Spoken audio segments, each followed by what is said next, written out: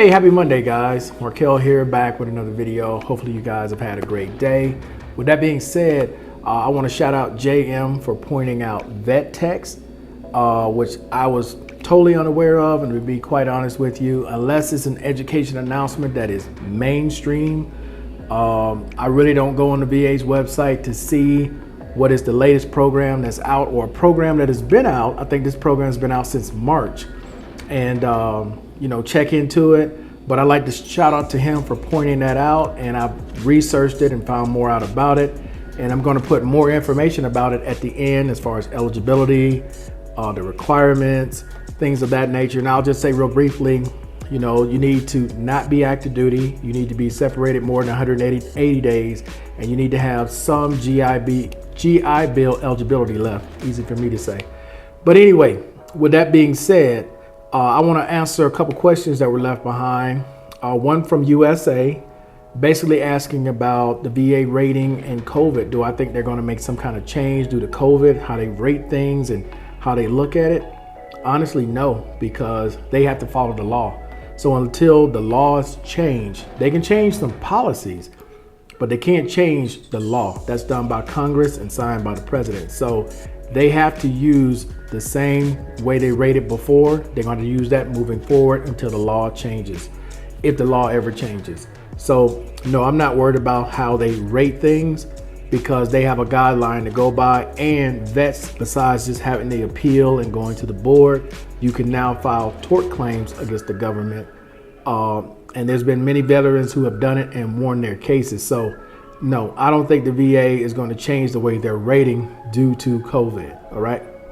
Another question that I got is regarding eligibility for the clothing allowance. Now, I've done several clothing allowance videos. I will link one in the bottom for you to check into the clothing allowance. If you have a question about something with the VA, call the VA, 1-800-827-1000.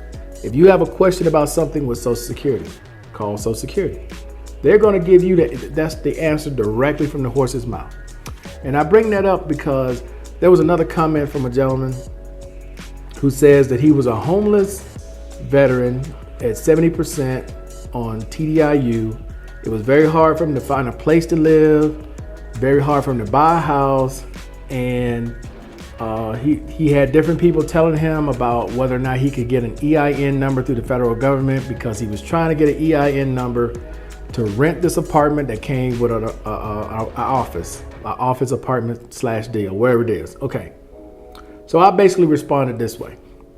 I said, first and foremost, you should use your resources. You have a social worker. Every veteran has a social worker. Regardless of what VA you go to, you have a social worker. Go to your social worker and see what they have that they can help you with. Okay.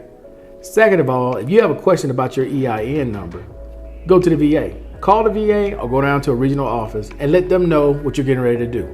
That does two things. One, it puts it in your C file, because now they're aware of why you did what you did, and you're not just going out doing something on your own. Okay, that helps protect you. And two, you would know right then and there whether or not getting an EIN number would affect you on TDIU or not. But you don't have to take my word for it, which is why I tell you guys, contact the source, which would either be the VA or Social Security. Do not leave it up to, okay, well, this guy online said this, that, and the other. No, not when you have a way to contact the source. You always go to the source. That way it puts you at ease, and they know what you're getting ready to do. Instead of you hoping and praying and guessing and going by what somebody else says, you get it directly from the source. Last thing about clothing allowance, guys. Clothing allowance ends July 31st. It'll say August 1st, but get them in by July 31st. All right. If you're entitled to a clothing allowance, or you believe you may be entitled to a clothing allowance, go ahead and file.